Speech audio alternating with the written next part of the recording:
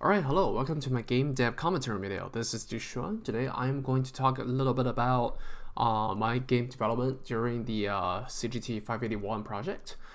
So I decided to create a claymation game over here regarding cells and viruses.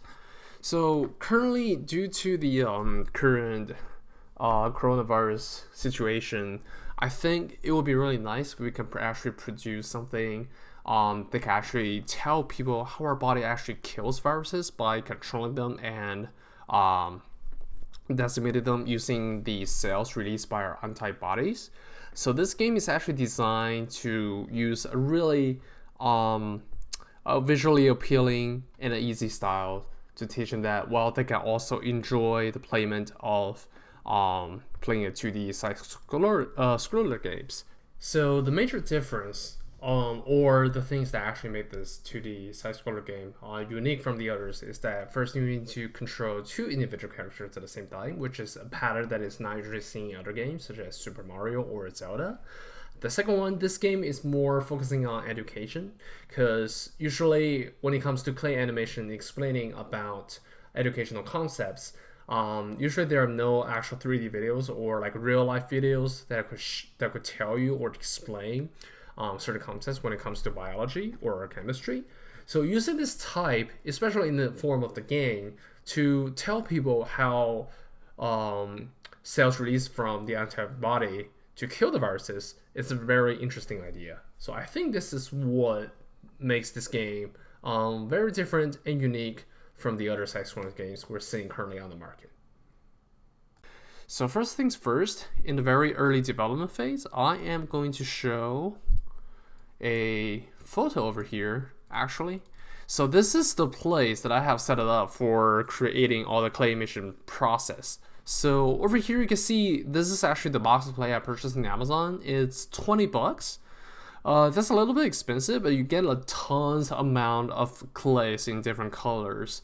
And as you can see over here, I have the setup using a white. This is a poster paper actually, as the bottom to protect the table.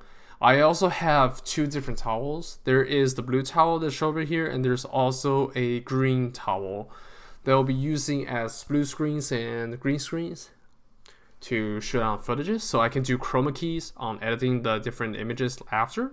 And here you can see I have all kinds of different clays shaped in different forms and just lying around because I was experimenting on different assets that I want to create for the different games. So over here you can actually see like some of the assets I've used in the gameplay. This is the B cell model, and that is actually the T cell model with its different little assets. This is the green virus model, and over here I have a setup for using my phone to take all of the photos, and after that I'll just upload the photos from my phone into the computer while taking the photos on the blue screen.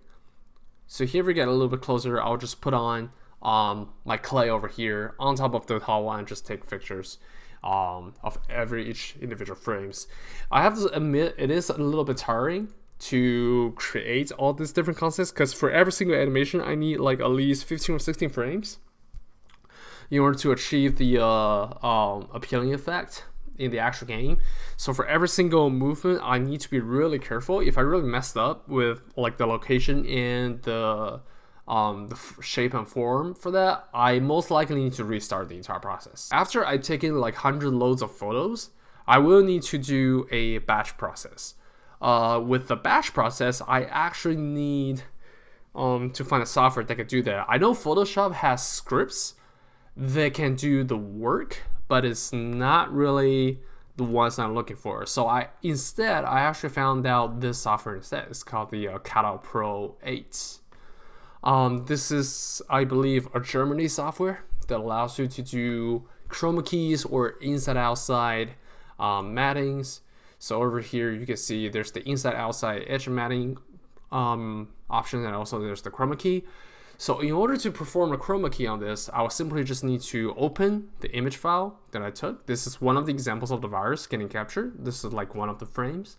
So what I need to do here is that we need to select matting. I'll just hit chroma key.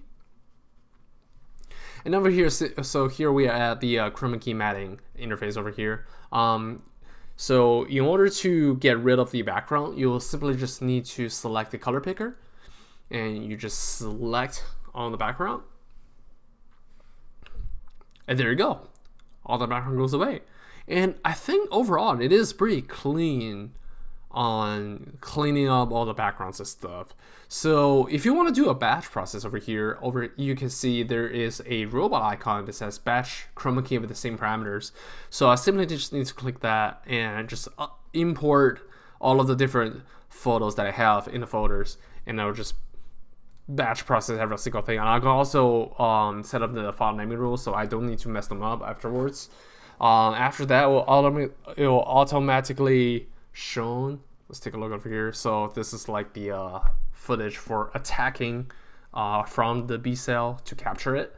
So after the batch process, it will automatically generate all these different images. I can put them in a sequence to create the animation, and they're automatically renamed as well. That is really, really neat. So yeah, I will need to do batch process using Color Pro for all the different footages, but it really saves me a lot of work because initially I was actually using Photoshop. I need to clear out the backgrounds one by one on individual images, and I realized it's actually really stupid because it's really time consuming. And then I actually just searched online and found out this software. It gives you 30 days of trials for free, so it's really nice. We have the actual game development.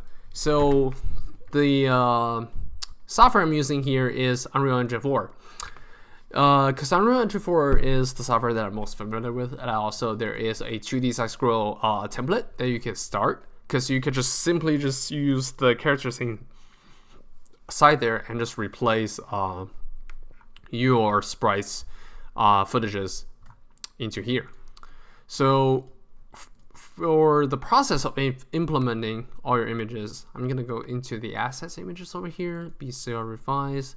Let's say you want to implement a walk animation here. What you need to do is you need to hit import, and as import, you want to select all of the footages you want to import. Let's say you want to import all of the walk animation footages. You just need to select all of those and just press open over here. I'm not going to do that because they're already here.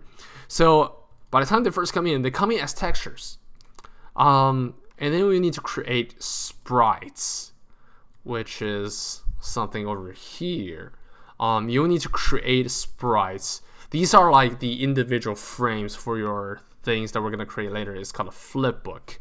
So by using flipbooks, you will be able to show the animation of the individual character by your command. So in order to do that, you will just need to select, let's say here, here, here, here. I'm going to right click, there's the sprite action, this is calling create sprite.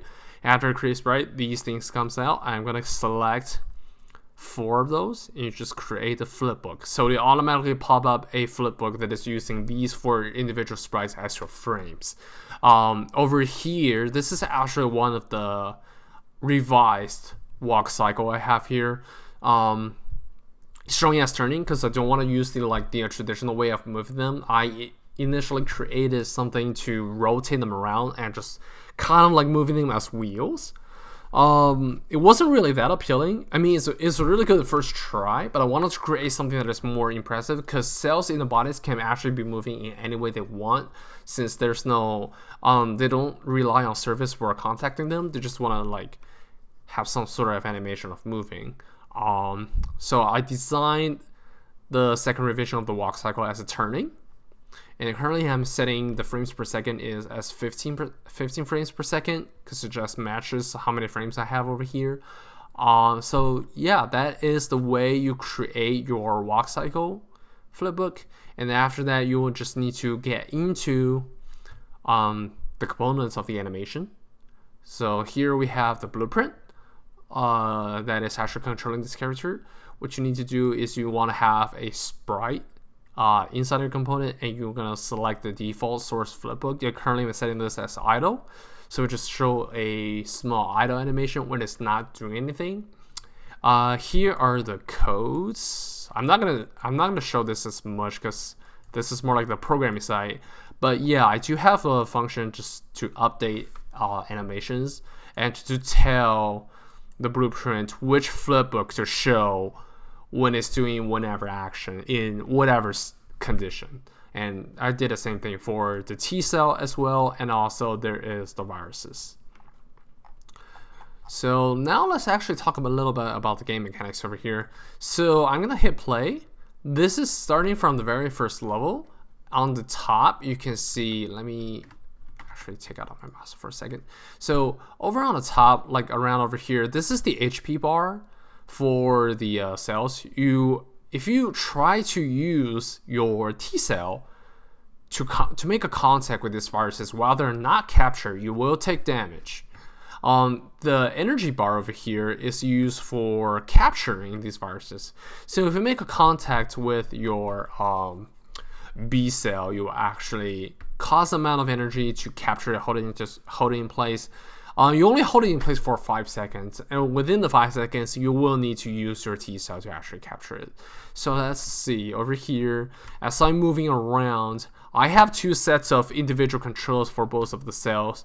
So while moving one of them, the other would not actually do anything unless I use the key controls for the other one.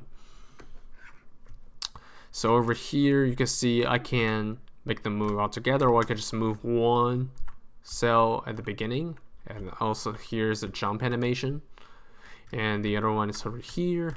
I could just make it jump up as well. And I would need to, if I make a contact of it, it will show a animation of capturing the virus. Let me show that one more time. Make a contact. There's like the small little things coming outside of the cell body and just captures and hold that thing into place. When that thing's holding into place, I can use this T cell to make a contact with it. So over here, and I'll also show a capture animation. No, sorry, not a capture animation, a kill animation from the T cell to actually kill the thing. So for some of the future works over here that I wanted to work on is that first I will definitely need to create more animations towards these individual cells. Although I do have some of the animation revised, like the walk and the jump, I will also need to think about the idle, the capture, and also the kill animation to make them more visually appealing, so people can actually get a feeling of what are they going to do towards themselves and also towards the viruses. That is one of the most important tasks I want to create. The second one is I will need to clean up the messy assets. Some of the backgrounds actually have dots. This is because I didn't really clean that up after editing them in Photoshop, so I will need to go back and do that. The third task is to create a good background image using clays. So I wanted to create a blood vessel or inner human body background using only clay assets. And the last text is I want to add transition HUDs. So I want to do clay text for like you actually kill one of the cells, or congratulations, you passed the level, or you failed the level because you ran out of time or game over. So yeah, those are some of the future works I'm planning on to do. And I'll definitely focus more on the animation side instead of the game programming side, because currently I am not that worried about the level development right now. I just want something that is looking really visually appealing and making everyone enjoy the game.